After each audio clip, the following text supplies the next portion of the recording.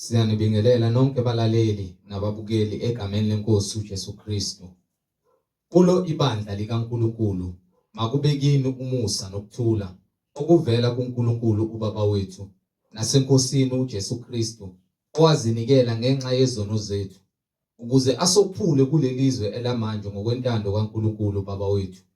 Makube kuye udumo kuze kube phakade. Amen. Izwi lenkosi uJesu Kristu leli olalele njengamanje. Izwi lenkosi uJesu Kristu lapho sishumayela khona, sifundise, siphinde sihlolisise imbhalo engcwele ngokwentando kaNkulunkulu kwindodana yakhe uJesu Kristu oyinkosi nomsindisi empilweni zethu. Sizocela kubo bonke abantu abalalele njengamanje ukuthi sonke sibe namaBhayibheli ukuze sonke sizofunda kanye sibe nokuqonda imbhalo engcwele, njengoba sishunyayezwa na njengoba sifundiswa ukufinyelela eqinisweni elindlela neqiniso nokuphila izwi lenkosi uJesu Kristu. Kulabo abalalele emva kokulalela abafuna ukubhabhadiswa egameni lika Jesu Kristu, nalabo abanemibuzo mayelana neBhayibheli, nalabo abanofakazi uJesu Kristu esekunikezela ubufakazi kuba ubuthule kuzo zonke izindlebe ezimisela ukuze kungcweleni naseqinisweni ngobufakazi bakho, ukuba nixhumane nathi kule mniningwane esoyishiya njengamanje. Ngizoqala nge-email address ethi izwilenkosi.ujesukristu@gmail.com, izwilenkosi.ujesukristu@gmail.com, noma i-cellphone number noma i-WhatsApp number la ungakwazi khona ukuxhumana nathi khona ethi 066 566 9245, 066 566 9245. Izintshumayelo zonke nezimfundiso zonke ziyatholakala ku-YouTube, lapho ungahlala khona phansi uphethe iBhayibheli lakho ulalelisise lokhu uMoya oNgcwele akushoyo emabandleni kaKristu Jesu oyinkosi nomsindisi. Ku-YouTube uzosearcha uthi izwi lenkosi uJesu Kristu, izwi lenkosi uJesu Kristu. Ungakhohlwa ukusubscribe, ungakhohlwa futhi nokupressa i-notification button ukuze ngaso sonke isikhathi uzoyithola izimfundiso ezisiholela eqinisweni nasekungcweleni izwi lenkosi uJesu Kristu. Ungakhohlwa nokusharisha ilinki nezihlobo zakho nabo bonke abantu ohlanganyela nabo ngaso sonke isikhathi manihlanganyela, nithi niyamdumisa uNkulunkulu ngomoya nangeqiniso, nifakazelana ukuthi uJesu Kristu uyinkosi nomsindisi empilweni zenu, ukuze wonke umuntu ahlolisise imfundiso asuke eyifundisa nayishunyayezwayo ukuba ngabe iyafakazelwa noMoya oNgcwele ngembhalo engcwele, njengakho konke esishumayeza ngakho sifundisa ngakho kufakazelwa imibhalo engcwele iBhayibheli. NoMoya oNgcwele uyafakaza emabandleni kaKristu Jesu oyinkosi nomsindisi. So ku-YouTube sharisha ilink izwi lenkosi uJesu Kristu. Ake sigobise amakhanda, sivala amehlo, sibonge uBaba wethu esezulwini nokuthi izwi lakhe lingene ngaphakathi ezimpilweni zethu liphokophelise umsebenzi kaNkulunkulu. Ake sigobise amakhanda, sivala amehlo. Baba wethu osezulwini, mangcweliswe igama lakho, umbuso wakho mawufike, intando yakho mayenziwe emhlabeni njengasezulwini. Usiphe namhlanje isinkwa sethu semihla ngemihla. Usithethelele amacala ethu njengoba nathi sibathethelela abasonayo. Ungasingenise ekulingweni kodwa usindise kukubi, ngokuba umbuso ungowakho namandla nobukhosi uJesu Kristu uyinkosi nomsindisi. Amen. Bazalwane, yamkelana umfowethu uMhlengizondi ozobe sihola ngokwemfihlakalo yembhalo, uMoya oNgcwele ekhazimulisa kule ndawo, yena oyinhloko yebandla. Amen. Sheshisane nithatha amaBhayibheli sifundisane kule ndlela yokungcwele. Amen.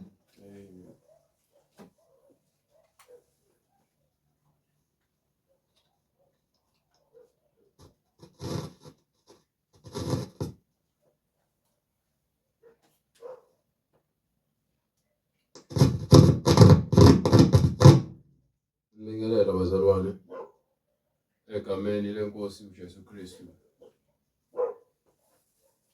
Silokhu sithule bona ubufakazi ngayo imbhalo. Silokhu sithule bona ubufakazi ngayo imbhalo ukuthi yinye inkosi, yinye inkolo, munye umbhaphathiso egameni likaJesu Kristu. Kukho ukuthethelwa kwezono zethu. Alikho elinye igama esilinikiwe emhlabeni esingasindiswa ngalo ngaphandle kwegama likaJesu Kristu noma lenkosi uJesu. uJesu yena kuphela awumfanekiso wababa wethu osezulwini.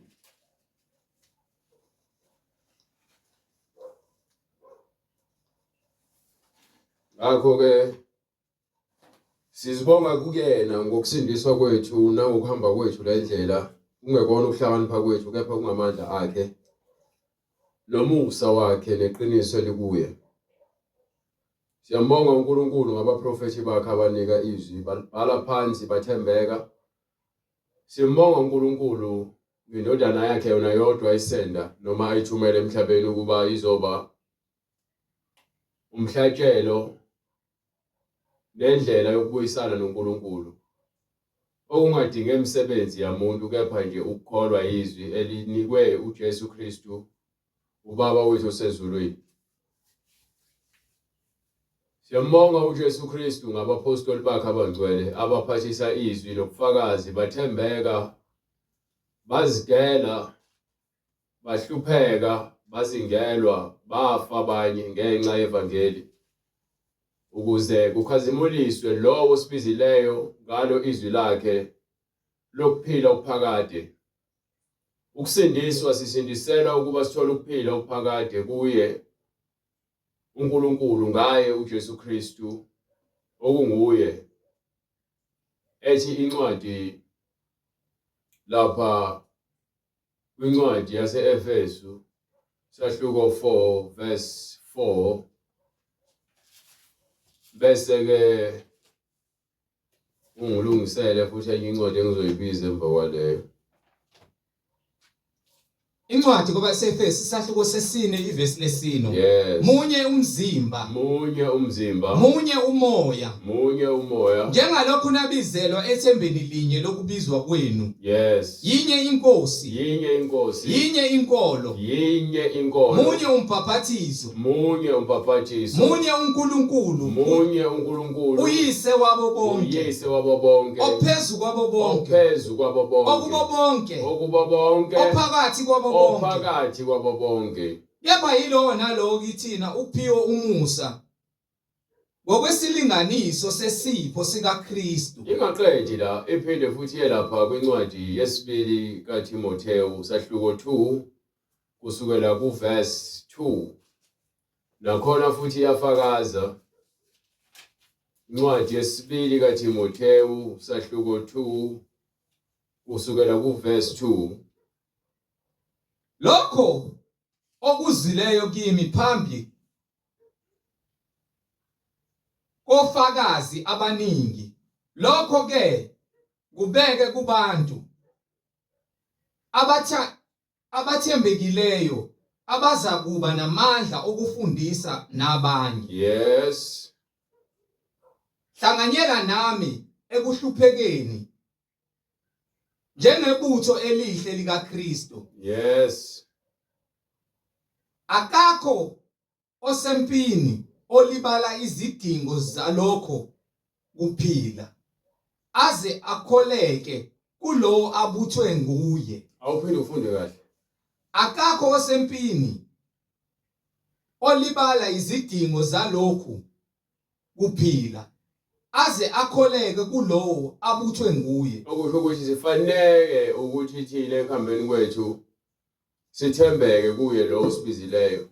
Othi amabhetri akho ngiphethe. Sifanele ukuthi sithembeke kuye lo osibizileyo ngecebo lakhe nangamandla akhe. Ekutheni sihambe kuyena sithembekile. Singazibheki thina kakhulu njengoba kukhulunywa ngezidingo zalokhu kuphila.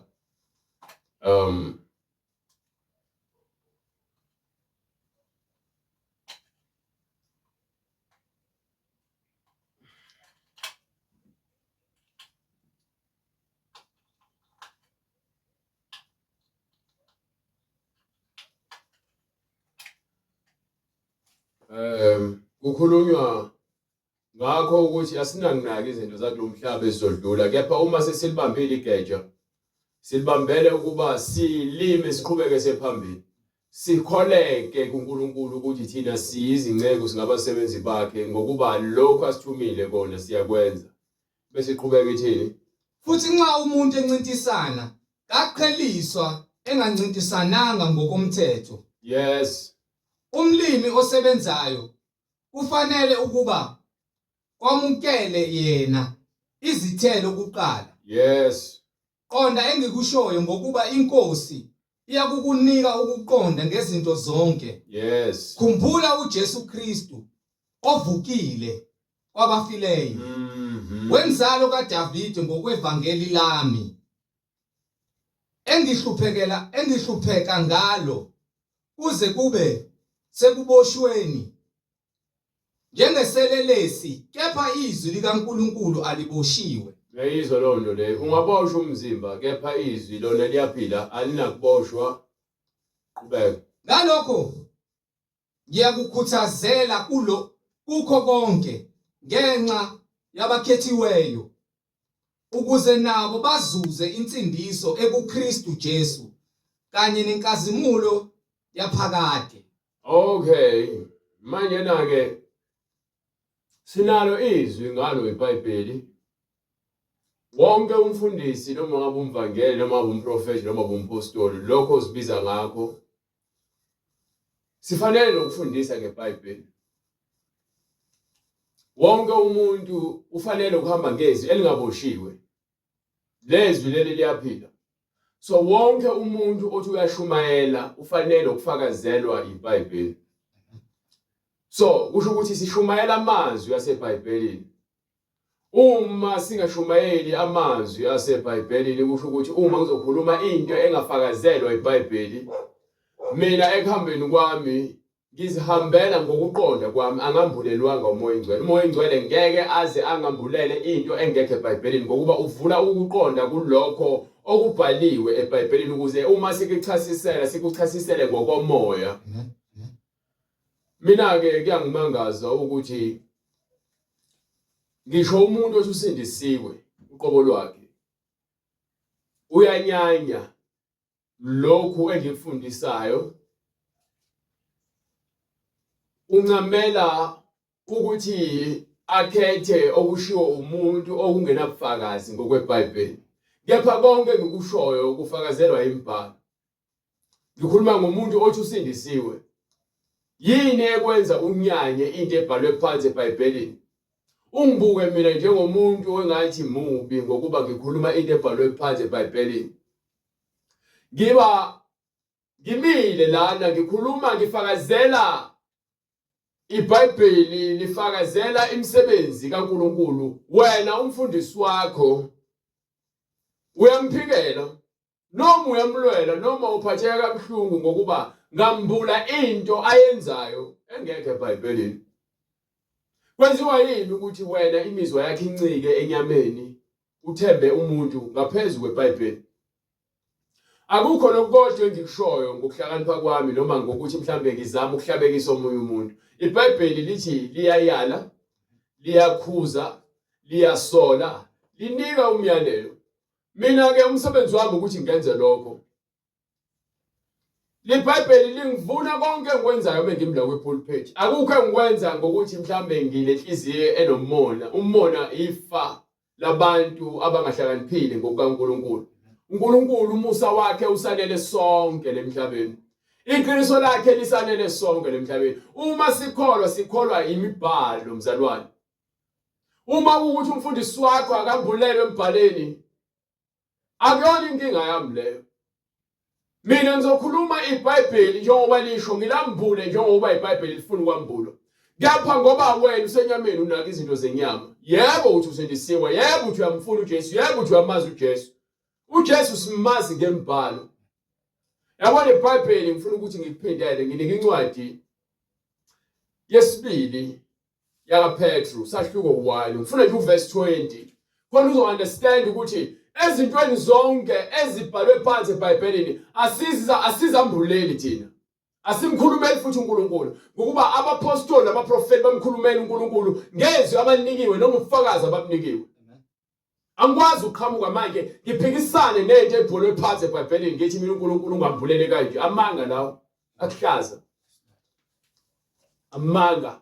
Yayizwa lento le. So uma sengihamba kanjalo mina sengiyaphuma eBhayibhelini ngoba angisahambi nje ngokusho kwemibhalo but imibhalo iyafakaza yona ukuthi akhona okukodwa okubhalwe phansi onjani.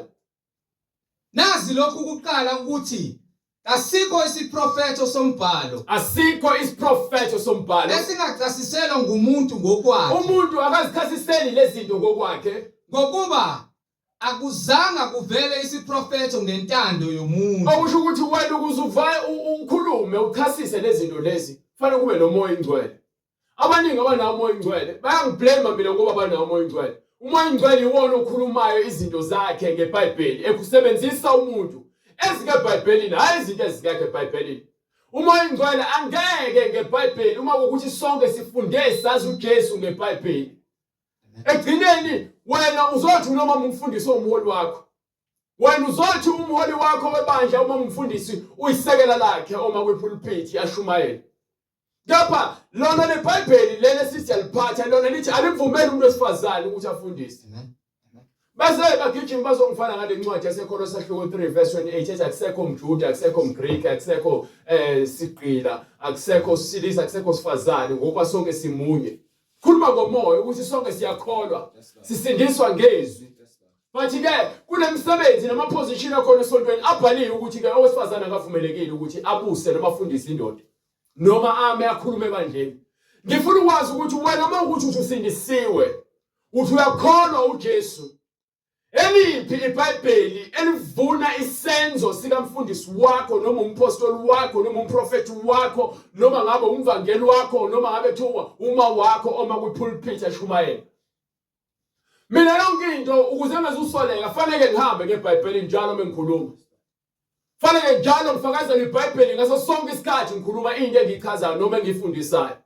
So uma umuntu esemile kwipulpit ngenxa ukuthi ukhuluma kamnandi bese wena uvele ungasanaki ukuthi ithini iBhayibheli unake yena. Uma sengishumayela ngento eyenzayo umfundisi wakhe engekho eBhayibhelini wena ubheka mina. Awufuni ukukholwa yizwi. Ufuna ukukholwa imina. Uma bengikhuluma into efana neyakhe ngimsupporta noma ngimsekela emandleni akhe bengizoba right uma ngintroduce ngisho kuyena. Ngapha ngoba ngimelene nemsebenzi namanga akhe ngeBhayibheli mina ngiyisitha kwena khona sithi siyakholwa asikholwa yizwi. Akukho neyodwa incwadi echasisela umuntu ngokwakhe. Bonke labantu iBhayibheli yafakaza ukuthi babehola ubani. Ngoba lokho kwenza into ephambene nezwi elibhalwe phansi eBhayibhelini uhola ubani. Ngifuna ukwazi ngawe leBhayibheli nani phambi kwakho litheni iBhayibheli. Yebo abantu beqhutshwa ngumoya beqhutshwa umoya oyingcwele bakhuluma okukaNkulunkulu. So understand ukuthi iBhayibheli alinabusoka. Likhuluma izimfumbe, likhuluma izaga, likhuluma amazwi okuhlakanipha. Likhuluma izinto eziwubuhlakani kulabo abafuna ukuhlakanipha. Angincenge iBhayibheli ingakho mengishumayela ngikhuluma yonke into eseBhayibhelini angizami ukuthi ngizenze muhle phambi kwakho. iBhayibheli alincengi isono. Lalela ngifuna uqonde ukuthi uthini umpostoli ukutshela into ezokwenzeka futhi eyakwenzeka. Uma ethi ke lapha kwincwadi yokuqala yaseKorinte sahluko 6 kusukela kuverse 6 kuze kuyophuma kuverse 10 ngifuna uunderstand. Kodwa mzalwane umangalela umzalwane nalokho akwenza phambi kwabangakholwayo. So awukwazi ukuthi wena uzothi ukholwa uhambe uthatha indaba zasesontweni uyozisa kubantu abangakholwayo futhi wena unakho ukuqonda. You understand?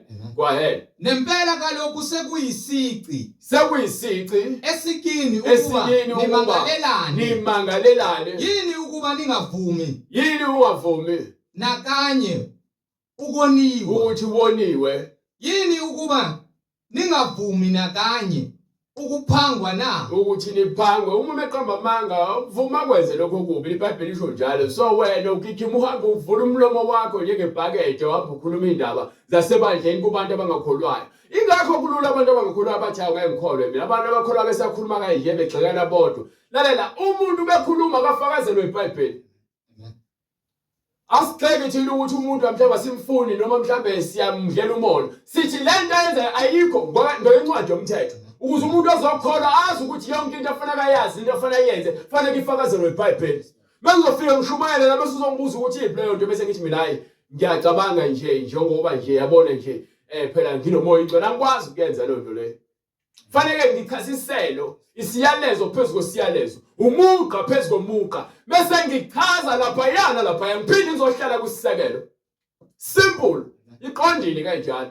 So uma ke ngingahola umoya ingcwele ngigijima mina ngifuna ukukhuluma izinto ngokwenyama nangokuhlungu behliziyo yami bese ithena incwadi Kepha nina uqobo niyona niyaphanga nikwenza lokhu nakubazalwane benu. yes Kepha kanazi yini ukuthi imani awuke uzwe lento ke mzalwane kuyiBhayibheli liqondile litheni manje kepha kanazi yini ukuthi abangalungile abayikulidla ifa lombuso kaNkulunkulu so na. umuntu ongakholwa umuntu obonayo umuntu ophambuka emthethweni kaNkulunkulu nasemyalweni wakhe ithi angeke alidle ilifa noma ifa lombuso kaNkulunkulu.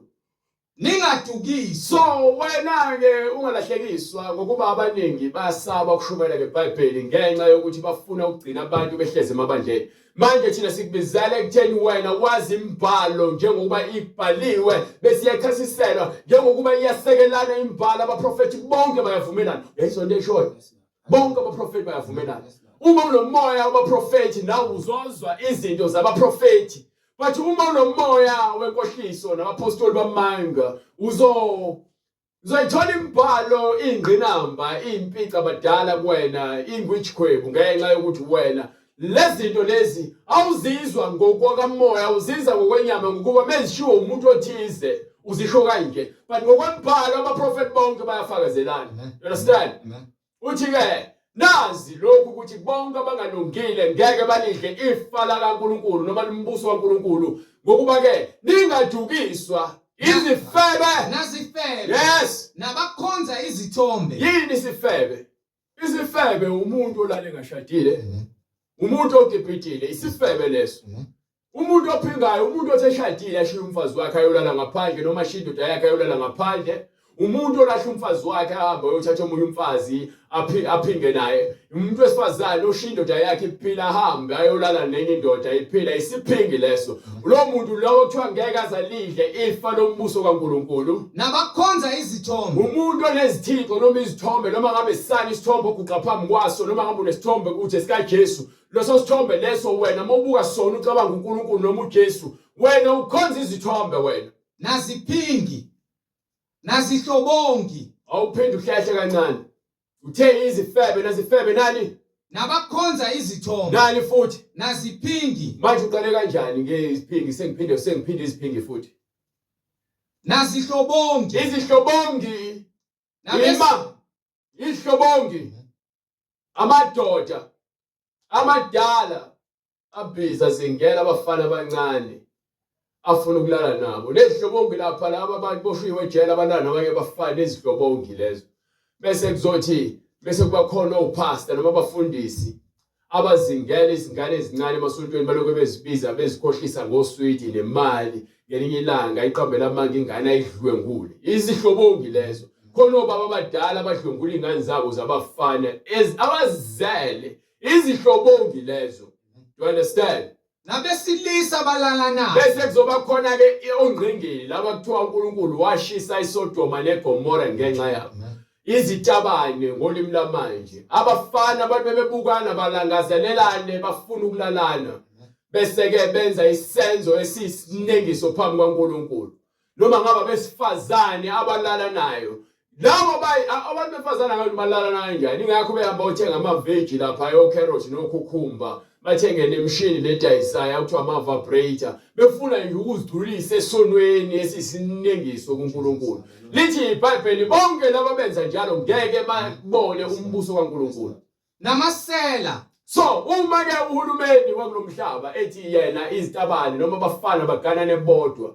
Lithi iBhayibheli akubona bodwa laba benza leso senzo. Kepha yilabo abasizakala ngakho lokho kwenziwa abonayo. Nabo bafanelwe isigwebo esifanayo nalabo abakhipha lesenzo sesono. So uma uthi wena uhulumeni uthi amantombazane abakhephe izisu ukhipha amakhondom wena usekela isenzo esibi esisinengiso ubufebe kanye nokukhishwa kwezisu ukubulawa kwezingane abantu abanika abantu imijovo namaphilisi ukuthi bahlele imindeni labo bantu ke akubona kuphela labo abenza leyo nto kepha labo abakhipha isinqumo ePhalamende ngeke bayubone umbuso kaNkuluNkulu ngeke balidle ifa lombuso kaNkuluNkulu ukuba bona banesandla kulesenzo esibi phambi kaNkuluNkulu. uNkulunkulu kwincwadi kaGenesis uthi zalanani nande nigcwalise umhlaba nibuse phezukwawo nakukho konke okuphakathi. Ubona ukunika amandla nelungelo lokuthi wena uthi abantu abasebenzisa amakhondom khona bezofeba kahle. Wazi ukuthi ngalesikhathi ulala uchithela kuplastiki noma uchitha ngaphandle wenza isono ngokuba uphula umyalelo osunikiwe eqaleni ukuthi masizalane sande.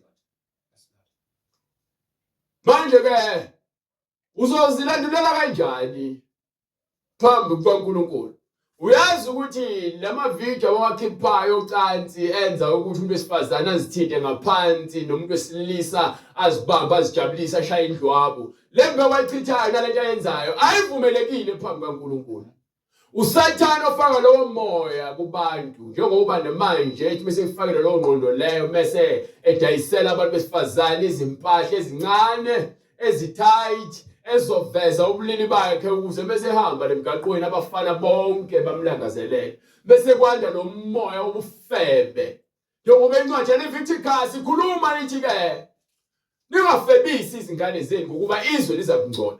Ngalesikhathi uthatha ingane yakho uyifakisa upende emlomeni uyithengele i-makeup uyenza izinwele uyigqokisa ukuthi iveze umzimba wayo wena wenze izwe ukuba ligcwale ubufebe lingcole izwe uthi umzali uhamba nengane yakho unothi ina 3 years ina 2 years ina 5 years uyifakisa into eveza imswephe yezinga lapha emall leyo ngane wena ifundisa ukuthi ikhulu ukuthi ibe ngumahosha. Ingane yakho ifaka iwig ifaka into zokufakela imincane ifaka amacici ifaka amabhonke ekhanda engathi iyathwasa. Awuqhubeke lapha kwincwadi yaseKorinte ibe sizothi ke amasela bonke abantu abantshontshayo abathatha benganikwanga bentshontsha bese futhi baphike nabo bonke abantu abambamba inkunzi nabanye abantu abakhomba abanye abantu bekhomba imali beyintshontsha lo mali ngoba uyisebenzela uthatha isibhamu niqembu niyahlela ukuthi ke niyahamba niyokhomba imali namasela lithi iBhayibheli bonke abantu abangamasela ngeke bawubone umbuso kaNkuluNkulu. Nabahahayo ukuhaha ubuka izinto zabanye abantu inhliziyo yakhe ibe ngaphandle lokho kwakha umoya omubi kuwena. Ukuhalela nje ukubuka umuntu wesifazane enqunu ukuhalela nje ukubuka umuntu wesilisa enqunu ukuhalela nje izinto ongenazo zabanye abantu uzube nenhliziyo ebuhlungu ube nomona ukuhalela izinto ezenziwa abantu ezingalungile uze nawe uzungene kona lowo moya. Umoya ohala uyalimaza. Ingakho lithi iBhayibheli yaleliswa yilokho nakho. So uma usugcwele uma uhala ugcwele yonke indawo ku-internet ku-TV ugcwele emaphephabhukwini ugcwele emgaqweni ugcwele ngisho ezitolo umoya uhala ukuthi yonke into oyibona afuna uyihalela uyifise. Ugcina inhliziyo yakhe ingesenakho ukuthula ngokuba kuningi okufisayo ngoba uyahala. You understand?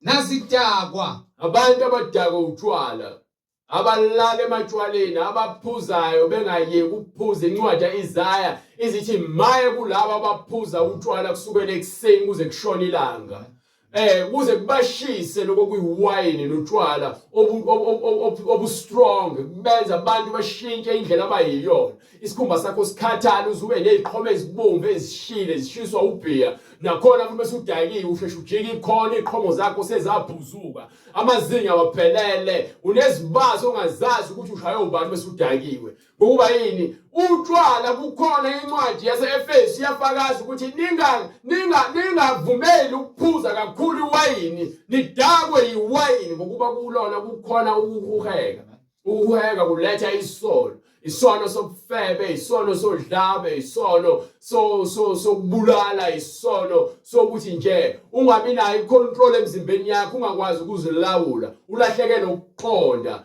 yonke lonto leyo ubona abantu kuthiwa ke usethinta uma wakhe izinqo noma ulalele ingane encane wayidlwengula ngenxa yotshwala omunye uthathe ibhodlela wakwazi omunye ngenxa ukuthi ke idimoni likatshwala libe ngaphezulu kwakhe lamphuca ukuzilawula uthi bese vuka ngakusasa noma esevuka ejele uvuka khala zisolo athi ube ngaqondile kepha inkanuko kaSathane uyigcwalisile ngokuthanda ijiki liyadakwana ijiki likwenza wenze izinto eziphambene ijiki langidakwa langikhipha ukuqonda ngazithola sengishwa indlwabu ijiki liyakulahla ukuqonda you understand lezo zinto lezo ezikhombisayo ukuthi utshwala bunamandla angana utshwala bukhathalekile ukuthi ngabe uyiphoyisa amaphoyisa nibone sendakwa nawo emathaveni ubona abahluleli bendakwa nawo emathaveni inkosi ebusayo idakwe nayifana wonke umuntu ngoba utshwala benza wonke umuntu afane akhohlwe ukuthi yini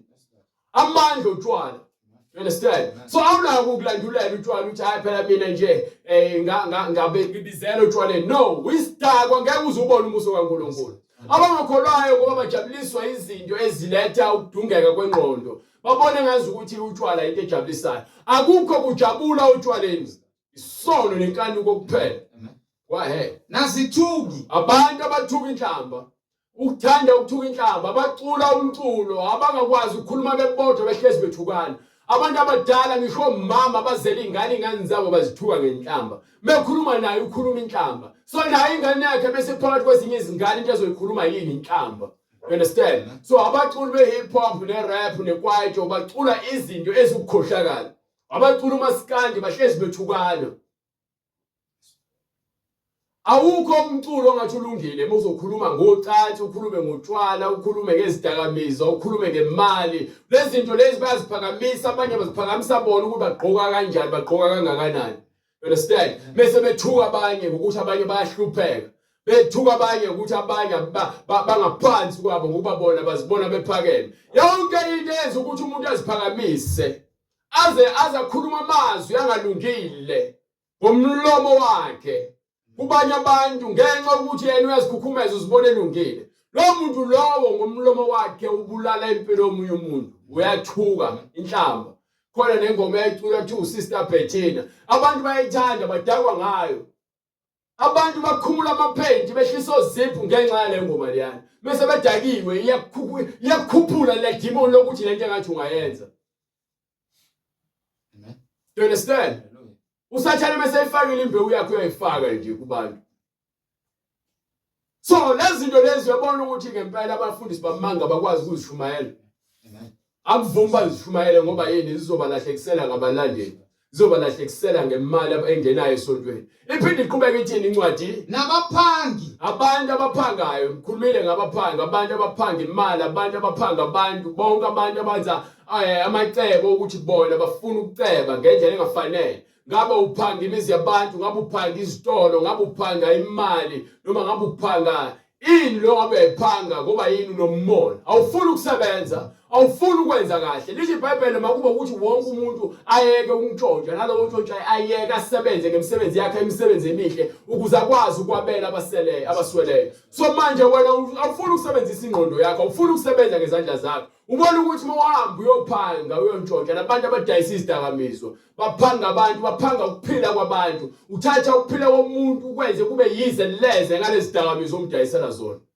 abayikulidla ifa lombuso kaNkulunkulu ngeke balidle ifa lombuso kaNkulunkulu ayinje abaphangi kuphela nabantu abathumba abantu bantu abathumba abantu ngeke balidle ifa lombuso kaNkulunkulu so lezi zinto zibhalwe phansi ngeke ngime lala ngishaye ngathi angiyibone lento ongakhulumi ngayo ukuba yini ibekele kona ukuthi ngiyazi ukuthi ikhona bese kuzoba khona abantu abahamba noKristu kepha bafuna ukukhuluma iqiniso la izinto lezi ingakho ubone esontweni kugcwele yonke inhlobo yesono kungakhuzwa lutho mawubheka lapha ka YouTube sekhona ama video atrendayo abantu bayathweka esontweni badanse ngazi ukuthi isesportini esontweni abafundisi benza i-stage dance kuyadanswa danselwa i-hip hop esontweni ukuze sisondeze abantu enkosini ngendlela zonke ayikho indlela zonke lithi iBhayibheli indlela iyodwa uJesu uJesu uthi makushumayelwe ivangeli sishumayele ivangeli sibuyisa abantu esonweni usathane wenza amacebo ukuthi abantu baqhubeke babone sebengaphakathi esontweni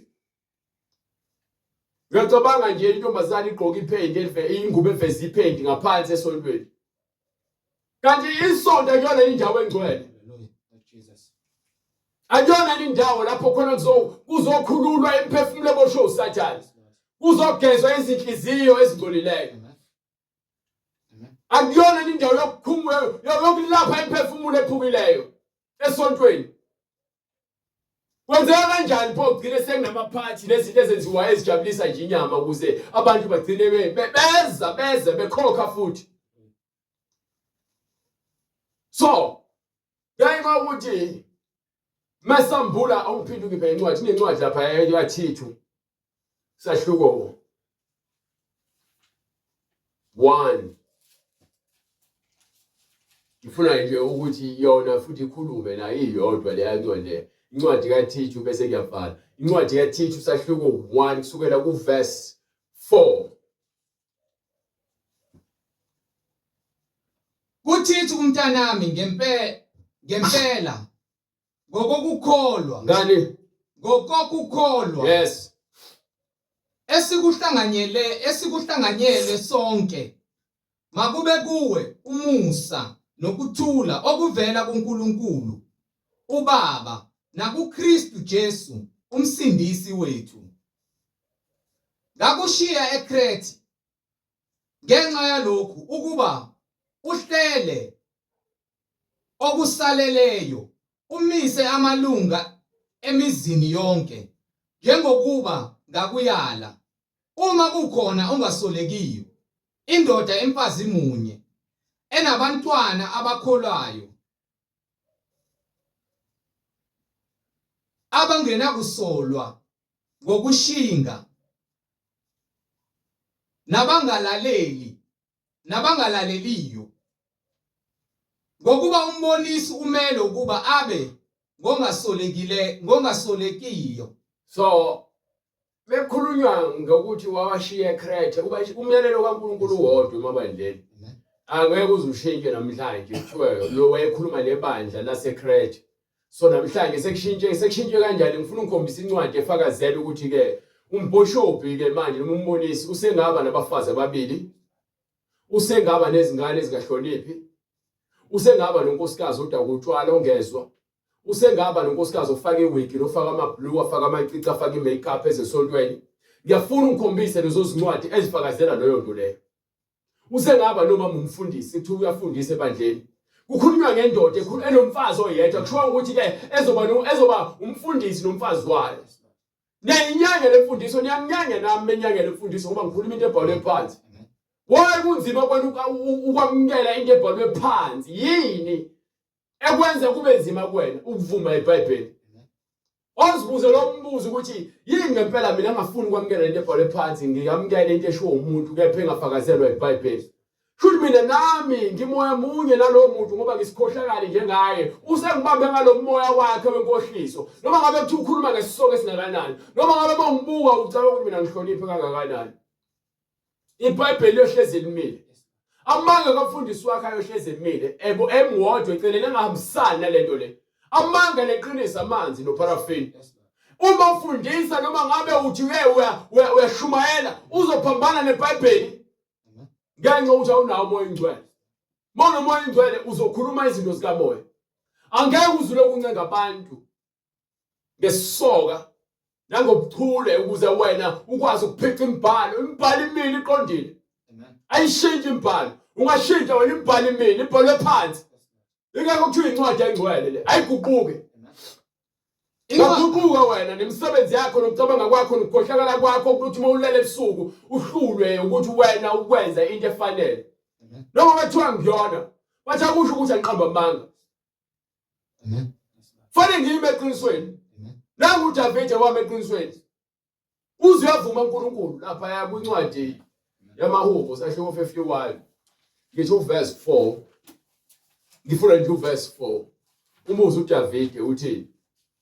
uDavide inkosi umprofeti kaNkulunkulu. Ukhuluma iqiniso kuphela, ukungcola kwakhe nake kuyavezwa la. So kwenzeka kanjani ukuthi mina ngizozenza ngathi ukuthi ngazalwa ngingcwele ngathi nguJesu? Angikwazi ukuqamba amanga mina. Angifuni futhi ukuqamba amanga mina. So kumele ngikhulume iqiniso njengale iBhayibheli. Manje ngiyalisebenzisa iBhayibheli ngilikhuluma iqiniso. Why kumele sisabe ukulahlekelwa abantu esithi siphila nabo emhlabeni bese silahlekelwe ukuphila kwethu kwasezulwini ngenxa ukuthi sifuna ukuncenca abantu ukuthi beze kuthina ngamanga. Ukuthi sivumele abantu bethi izinto eziphambene nezwi kaNkulunkulu ngenxa yokuthi ke asifuni ukulahlekelwa udumo nabantu balemhlabeni. Incwadi yamaHubo isahluko 51 verse 4. Yes. Ngonile kuwe wedwa. Ngonile kuwe wedwa. Ngakwenza okubi. Ngakwenza okubi. Emehlweni akho. Ukuze uthiwe ulungile. Ukuze wena uNkulunkulu kuthiwe ngolungile. Ekukhulumeni kwakho. Konke uNkulunkulu akhuluma yenze ngisho. Vuma kuqala ukuthi wrong. Ukuze uNkulunkulu akhombise ukuthi le ncwadi ingcwele le ncwadi. So angikwazi ukuma la ngizenze ngathi ngingcwele noma ngingcwele nomunye umuntu. Sikhuluma ngencwadi eqiniso. Uma kuvuma umprofeti nenkosi kaNkulunkulu ukuthi yena uyisona uyavuma. Ngiyapha ngikhuluma iqiniso. Mina ngizohluka ngani nginayo nokuthi ngizenze ngazi ukuthi mina ngiright ngazala ngingcwele noma ngingcwele sono ngisindisiwe isona ngisenze. Isono siyakufica endleleni khona usindisiwe. Uzosenza mawukuthi unamoya ingcwele aphinde akuvuse. Uphinde ubuyele endleleni. Omunye uyasenza isono abone ngazi ukuthi akasafanele ukuhamba noNkulunkulu isono sakhe esikhulu azikhohlise kanti usathana usembambeni akasafuni ukumdedela abhebhetheke esonweni uma engenabo abazalwane abazomkhulekisa. Abanye abazalwane basizakala ngokuwa kwabanye abantu. Abanye abazalwane basizakala ngokuhlupheka kwabanye abantu. Abanye abazalwane basizakala ngesono somunye umuntu. Ngiyaphuthi uyamthanda uJesu. Alisho iBhayibheli lithi umthandazo olungileyo osindisa umuntu. Noma kuthiwa wonile uNkulunkulu uyakumthethelela kusho incwadi yaJakobe esahluko 5. You understand? Verse 14 bengaphosisi. So buyela ngaleke kwencwadi ke manje. Yathethu. Understand ukuthi uNkulunkulu mesifuna usifuna ngale ndlela ebhalwe phansi eBhayibhelini. Uma wena uqhama ngenye indlela engekho eBhayibhelini, ungathanda ungabubani. iBhayibheli lilungile. Yes Lord. Lithi makube ukuthi wonke umuntu ngumqambe manga kepha uNkulunkulu uqinisile. Uyabuza uDavid utheni? Uvuma izono zakhe ukuthi yena uyisona. Nami ngiyazivuma izono zami ukuthi ngisona. uNkulunkulu kuphela kufanele ukuthi ulungile. Izono zami ihlezi zimile njalo phambi kwami. Itheni incwadi? Ukuze kuthiwa ulungile ekwahluleleni kwakho. Ekwahluleleni kwakho. Ucace ekwahluleleni kwakho. Yes.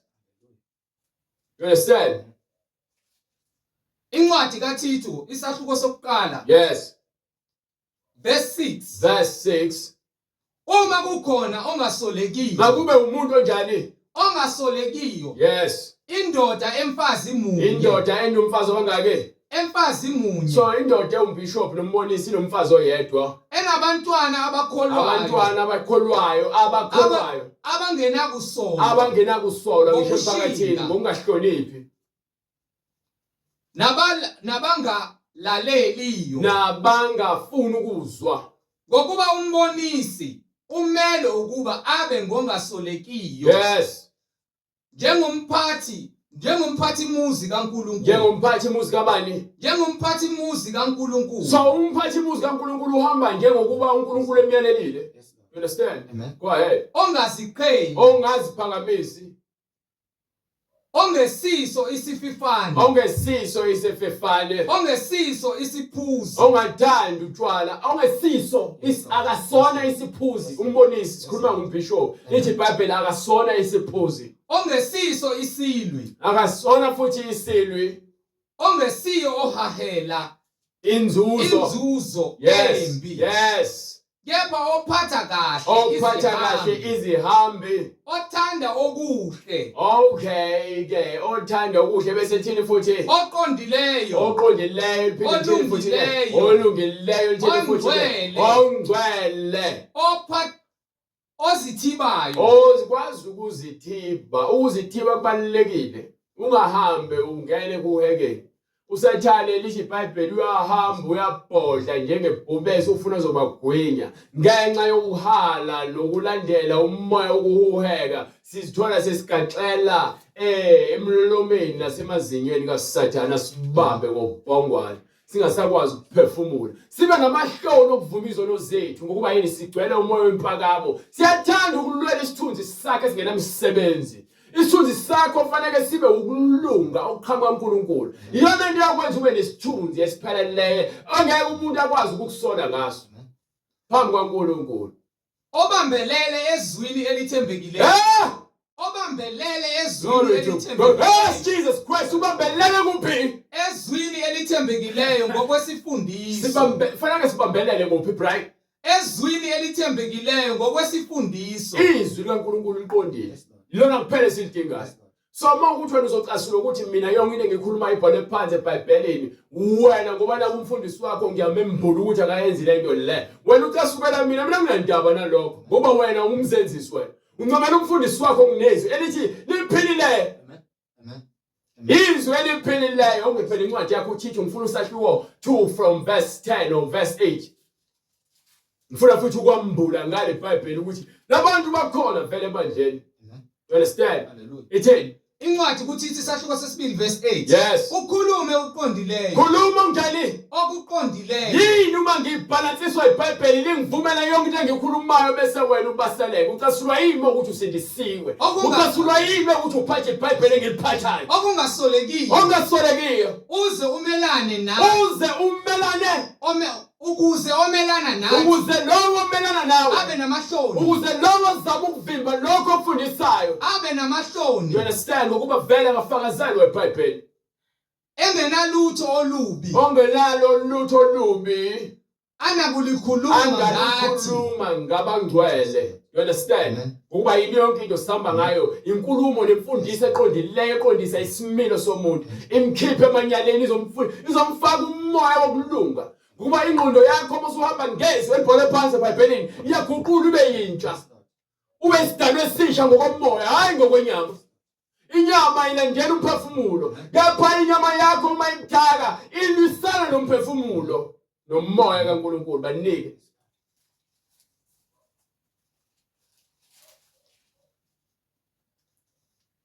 Yala izinceku ukuba zithobele amakhosi azo. Incwadi yabaleyo.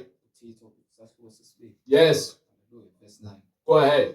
Yala izinceku ukuba zithobele amakhosi azo. So umuntu obusayo phezulu kwakho ufanele kumthobele. Zikholeke ezintweni zonke. Zonke izinto esizenzayo sikholeke kuzona. Zingaphiki inkani. Singahambi ngomoya wenkani. Zingatshontshi. Zibonakalise konke ukwethemba okuhle. Yes. Ukuze zihlobise izifundiso zikaNkulunkulu. Ukuze imfundiso le esihamba ngayo ingezusoleka. Kuthiwa ha uyakholwa nje why pho entshontsha? Why pho eqamba amanga? Why pho efeba? Why egqokisa kwabantu basezweni lethu uyakholwa? Usindisiwe nje. Why pho ebhema ugwayi? uJesu wawubhema ugwayi. uJesu wayedaka utshwala yini? Waliphuzi wayini but wengadaka utshwala uJesu. Sikhumbula ukuthi wayedaka wengeke afika athi ke singadaka utshwala. Kepha manje yena wephuzela ukudaka. uJesu ukhizwe ngesona isidaka. Waliphuzi wayini kepha uthi ukuhlakanipha. Yoba kuthiwa ningaliphuzi wayini liphuzela ukudakwa. You understand? Iwayini kuthiwa lijabulisa ngisho inhliziyo kaNkulunkulu kwincwadi yamaHubo. Ulenzile walithoma ezulwini. Yapha mase uliphuzela ukudakwa wobheka ukuthi uNoah kwenzakalani ke. Wadaka walala nqunu obheka uLot ukuthi kwenzakalani ke. Nini amadodakazi akhe amfidi iwayini. Alala naye. Obheka lapha uNkulunkulu eseyala abapriesti uAaron nabantu namadodana akhe uthi ke ningangeni lani iphuzela iwayini ngokuba ke fanele nikwazi ukwahlukanisa phakathi kokungcwele nokungekho ngcwele okuhlambulukileyo nokungahlambulukile. Manje bese ngimla mdaka wewayini ngizokwazi kanjani ukuthi ngahlulele ngendlela efanele ngidakiwe ukuze sihlobise isifundiso sikaNkulunkulu. Imfundiso kaNkulunkulu iqondile. Thina abantu sinenkani sifuna ukugcwalisa inkanuko zethu egameni lokuthi siphila ngaphansi komusa. Ikhona yini incwadi ethi ke bophila ngaphansi komusa kufanele uhlale esonweni? Ngifuna ungivezele ngeBhayibheli phela bekuthi ke kusho njalo. Ukuze sihlobise isifundiso sikaNkulunkulu. Yes. Umsindisi wethu. Yes. Ezintweni zonke. Ngokuba umusa kaNkulunkulu. Okusindisa. Yes. Ubonakaliswe kubantu bonke. Uyasifundisa ukuba sidede ukungakholwa. Masidede siyeke ukungakholwa. Nezinkanuko zezwe. Eziphi izinkanuko zezwe kanti? Mekuthi sindisiwe. Eziphi izinkanuko zezwe kumele wena ungazenzi? Mawukuthi usindisiwe, ozibuza ukuthi izinwele lezo ozifakile, izinwele ozifakile. Ngabe ezasemngcweleni yini? Lethathiwe edwebayo, ngabe yasemngcweleni yini? Lezi mpahla eziveza ama-cleavage, eziveza imswephe ezinqa, ngabe ezobungcwele yini na? Ngabe ziyakuletha yini ukulunga phakathi kwabantu? Lo ntshwala ophuzayo uhlale ejoyintini kuze kusemnyango, ngabe obungcwele yini na? Le nzondo nayo, nabanye abantu, nomono nawo, lo moya wokuhleba nokuqhatha abantu, ngabe umoya wasemngcweleni na? Noma izinkanuko zezwe. Amaqiqo ofakayo, lezi nzipho lezo zipendayo, ngabe okwasemngcweleni yini na? Lamabhluku ofakayo umuntu wesifazane, ngabe awasezweni na noma awasemngcweleni? Sifuna ukwazi. Uyasifundisa ukuba sidele ukungakholwa. Sidele ungakholwa. Uyasifundisa ukuba sidele ukungakholwa nezinkanuko zezwe. Sihambe ngokuqonda. Sihambe kanjani? Sihambe ngokuqonda. Yonke indlela ekholela kuJesu ibhalwe eBhayibhelini. Nangokulunga. Yes. Nangokumesaba uNkulunkulu kulesi sikhathi samanje. Sibheke ithemba elibusisiweyo nokuvela kwenkazimulo kaNkulunkulu omkhulu nomsindisi wethu uJesu Kristu. Ezindaba nayo incwadi enye ekutshela ukuthi uJesu Kristu uNkulunkulu, uJesu Kristu uyinkosi. Iyakutshela nje plain and simple. You understand? Buyela ngale kwencwadi yakho uThixo sahluko 1 bese unginike lapha ku verse 8 kuya ku 9, 10, 11 and 12, 13, 14, 15 and 16. Funa izifakazele. Then ke sesikhululekile. Yebo ophatha kahle izihambi. Yes. Othanda okuhle. Yes. Oqondileyo. Yes. Olungileyo. Ongcwele. Ozithibayo. Obambelela ezwini elithembekileyo ngokwesifundiso aze abe nakho ukuyala. Asibalance ngani iBhayibheli. Awukuthi ukhuluma nje lifakazele iBhayibheli. Njalo ukukhuluma lifakazele. Ungayichasisela into engekho uqamba manga basokubamba ngale iBhayibheli futhi. Into oboyichasisela ngazi kahle ukuthi akuyona ngizokuthathela incwadi ezofakazela lento oyishoyo ayifakazelwe lento oyishoyo. Unamanga. Understand? Aze abe nakho ukuyala ukuze akwazi ukuyala ngani ngesifundiso esiphilileyo. Nina abafundisi abaningi nemanga, anomoya manga unibambeni. Ngoba nifuna ukuzenza nini noJesu nini? Anifuna ukuvumela iBhayibheli nezwi loNkulunkulu liphefumule lizikhulumele. Nifuna nini ukulithatha niliphice. Khona nizobonakala njengabantu abahlakaniphile kepha bephenduka iziwula abanike nokwahlula abaphikayo. Yes. Ngokuba baningi abangalaleliyo.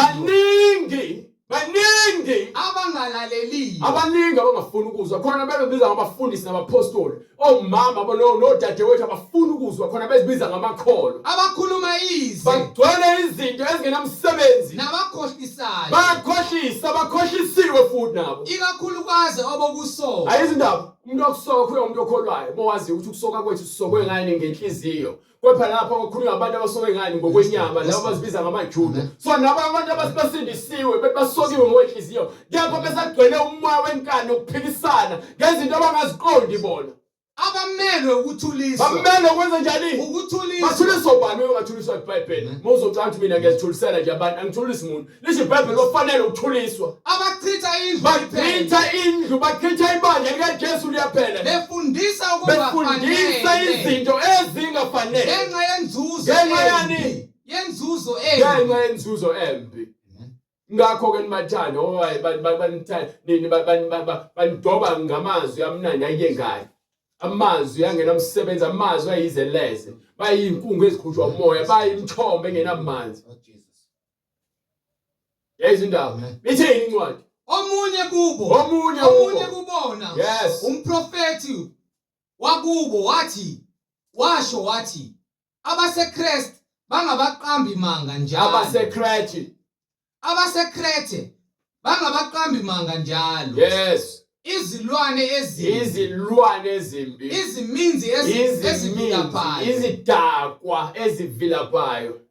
lobu bufakazi buqinisile lokho ke kuyafakazelwa iqiniso ngalokho ke ngakho ke ubayalisise ithini iBhayibheli ubayalisise lithini iBhayibheli ubayalisise Mengimlana ngizokwenza umsebenzi uba ngitshele ngaseqaleni ungincwadi yesibili yaTimotheo sahluko 3:16 bese emva kwalokho ubambe lo ncwadi leyo angikwenzi lokho ngeBhayibheli mekuthi angikwenzi konke lokho ngeBhayibheli akhona kodwa nangelilodwa ilanga ngiyokukhuluma ngafakazelwa iBhayibheli ngenxa ukuthi ngifuna ningibone ngilungile mina ngifana nawo wonke umuntu kepha izwi lakhe nje alisebenze kimi enze umsebenzi wakhe enze intando yakhe kimi uma ngeke ngikhiphe amanyeleni ngikhiphela ukuthi ngiphila la ngizohlala emanyeleni manje sengivumela yena ukuthi akasebenze umsebenzi wakhe kimi understand ithela incwadi yonke imibhalo iphefumulele nguNkulunkulu so awusho ukuthi wonke umuntu ufuna ukufundisa ngale mbhalo lesi akekho umuntu ozoqhamuka nento yakhe eceleni uma lithi iBhayibheli wesifazane bangahlobo ngaphandle asinakwazi ukuthi sifuye uJezebel esontweni yonke imibhalo iphefumulele nguNkulunkulu uma lithi iBhayibheli umuntu wesifazane uma indoda yakhe isaphila uboshelwe umthetho wendoda yakhe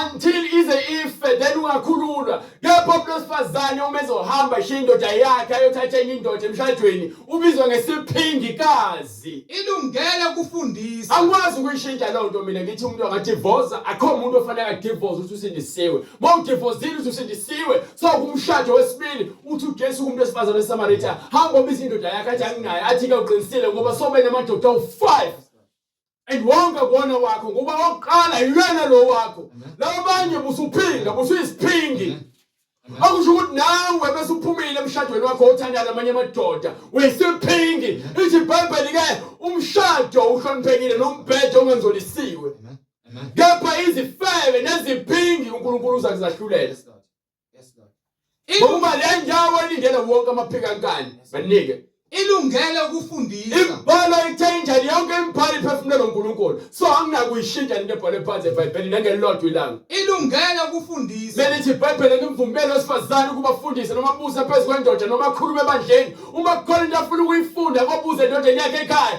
bese ezoqhamuka ufuko umfundisi azothi ke umfazi wakho uyashumayela noma ugcona wesifazane ukuthi bazoma labo afundise isikhohlakala leso nokusola akahambi ngeBhayibheli wonke umuntu eshumayela kuthi kanti hamba ngeBhayibheli ufundiswa umfakazelo eBhayibheli understand iBhayibheli yasitshela ukuthi ngeke bathande bonke uma izwe ngamthande nguJesu bekubani mina ukuthi ngizoshumayela ukuthandwa yinina ngokusiza ngani ukuthandwa izwe lonke bese ngilahlekelwe ukuphila kwami yakana manga nina abaprofeti bamanga yakana manga nina abafundisi bamanga nina ngabaprofeti bakaSathane noma ngubani ozakavumela umuntu wesifazane ukuthi azomala shumela noma afaka amacici esontweni noma luka ikhanda noma ahlobise umzimba wakhe ngobucwebe lowo isikhohlakala sikafundisi amen ngoba iBhayibheli yafakaza lithi yonke imibhalo iphefumulelwe uNkulunkulu anginakushintsha lutho anginakushintsha lutho ilungele ukufundisa nokusola ilungele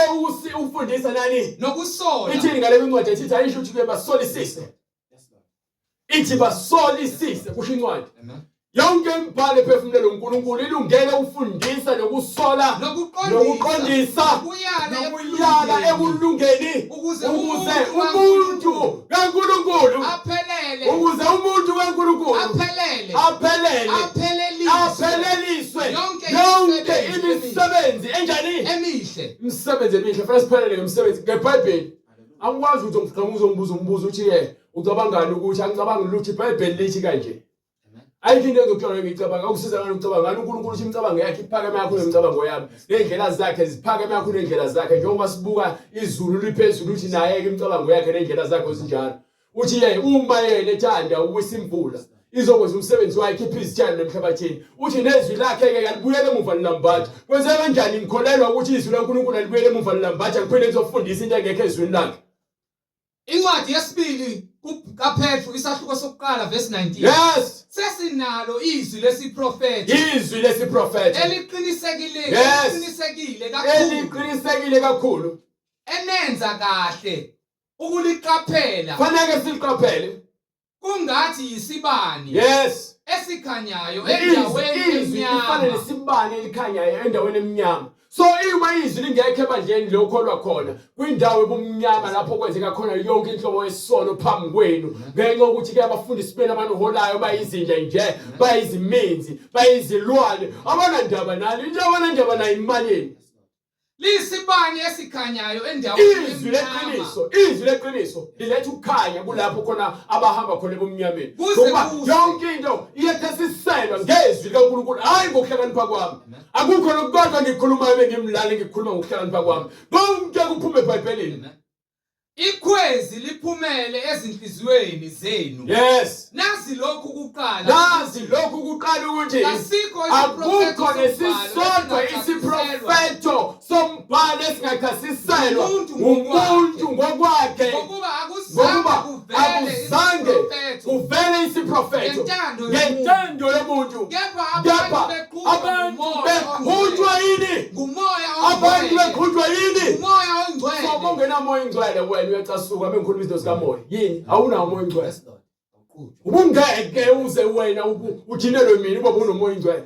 Ubungeke uzibone mina ngathi mina ngithi ngcono mina ube unomoya ingcwele. Ngokuba ngifakazelwa yini iBhayibheli. Amen. Kepha abantu bekhutshwa ngumoya babekhutshwa ubani? Ngumoya ongcwele. Angikwazi ukuziqhuba mina ngiziqhube. Ngakho kube ngimkhuze. Right. Ngithi no. Because awukwazi ukuqhuba umoya ingcwele. Mengimla ngiyafundisa. So mengimtshela into ngimfuna le khona umoya ingcwele ngithuma khona. Ngoba ngiziholi mina. Ngihola uyena lo ongithumileyo. So lezi zinto lezi kufanele uziqonde ukuthi akuzona izinto zenyama lezi sizenza la. Ngapha basenyameni bacasukela mina nokuthi bona babheka abafundisi babo babafundisayo bafakazelwe imibhalo. Hey angikhathali mina ningibuka kanjani. Nginendaba nokuthi iqiniso ngiyalikhuluma futhi limila lijike. Understand? Banike lencwadi yapha eLeluya yaThixo bese siyabhala. Sahluko 1 verse 11. Yona ekelayo ukuthi bafanele bayanisise. Mabayalisise ukuthi manje kufanele ngime la mina ngikhuluma iqiniso. Ngibatshela yonke into umuntu ayenzayo engekho eBhayibhelini akayiyeke. Understand? Banike. Incwadi kaThixo isahluko sokuqala verse 10. Ngokuba baningi abangalaleliyo abakhuluma ize. Yes.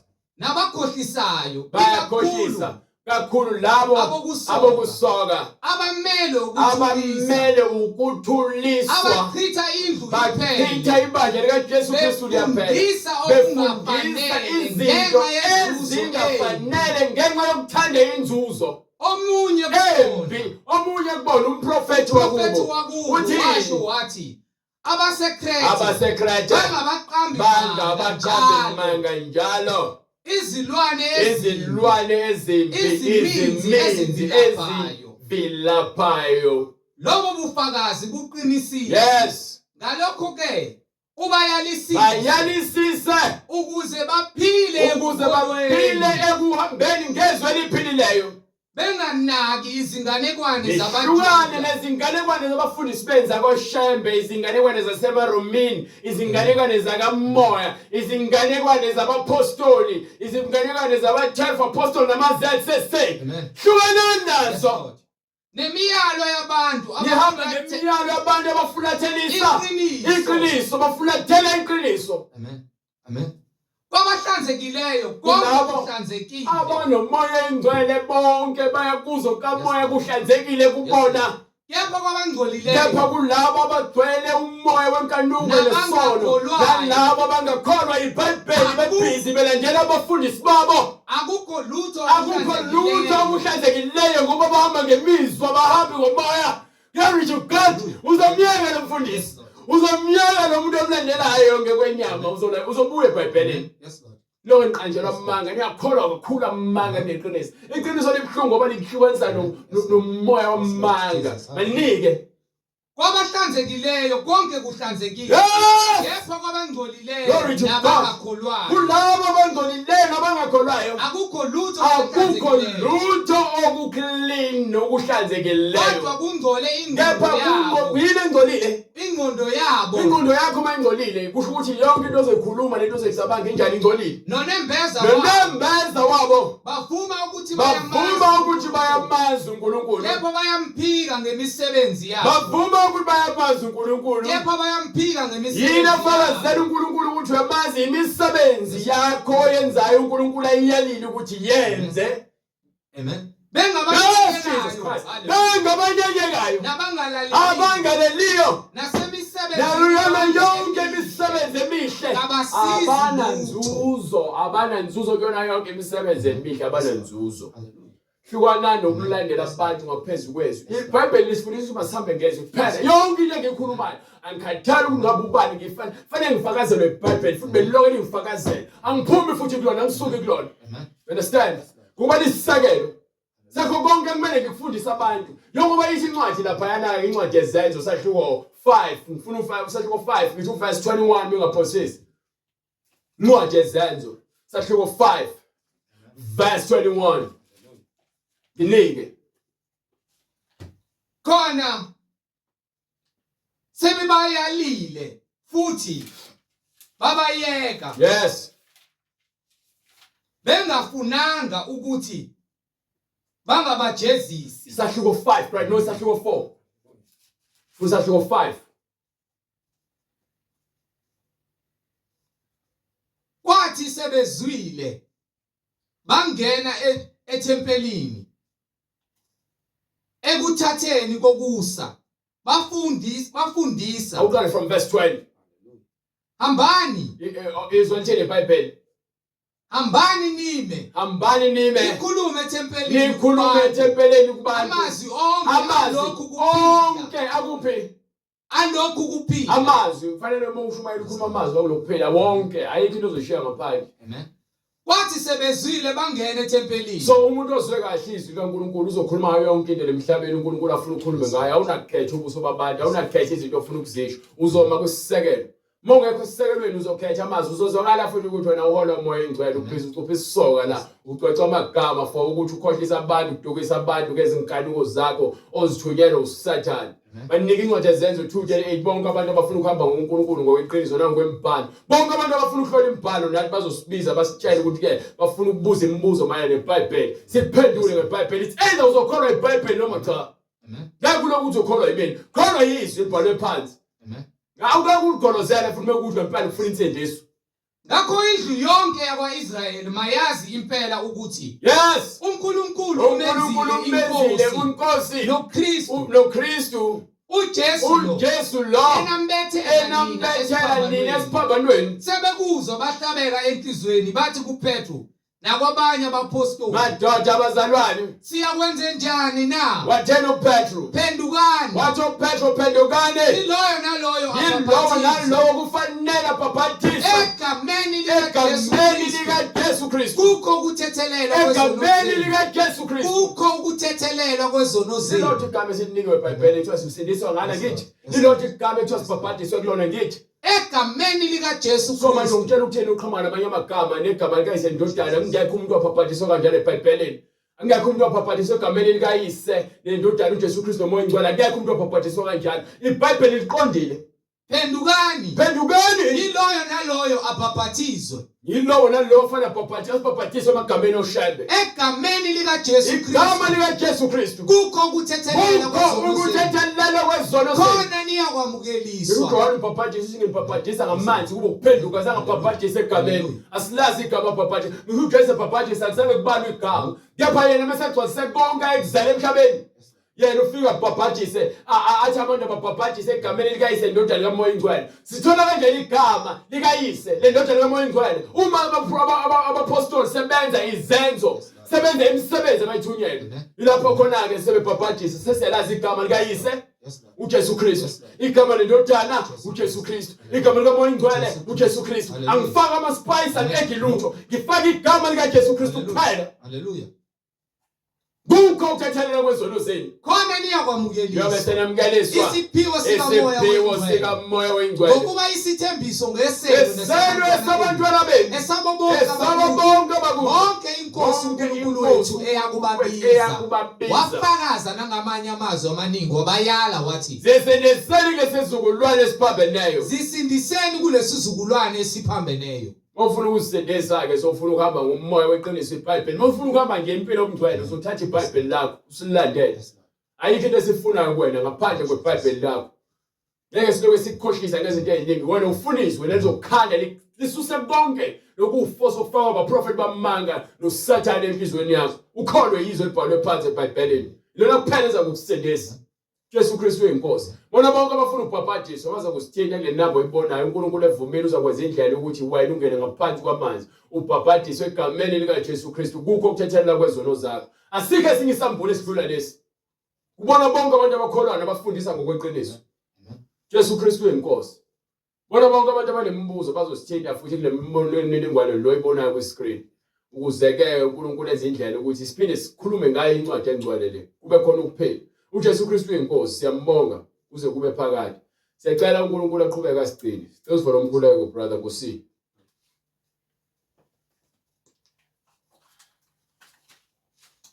uNkulunkulu namandla Jesu Kristu waseNazaretha siyabonga Jehova engcwele ukuba usasigcinile. Siyabonga uNkulunkulu namandla Jehova engcwele ukuba umphefumulo usahlangene nenyama. Siyacela uNkulunkulu namandla Jesu Kristu waseNazaretha ukuba uNkulunkulu usiphe inhliziyo uNkulunkulu ekholwayo Jehova engcwele uNkulunkulu singakukhonzi ngomlomo kuphela kepha sikukhonze nangezenzo Jehova engcwele uNkulunkulu namandla mdalo wezulu nomhlaba usenze silenze izwi lakho uNkulunkulu namandla Jehova engcwele uNkulunkulu namandla. Siyacela uNkulunkulu usiphe inhliziyo uNkulunkulu ezingabambelele kwizinto zalapha emhlabeni Jehova engcwele.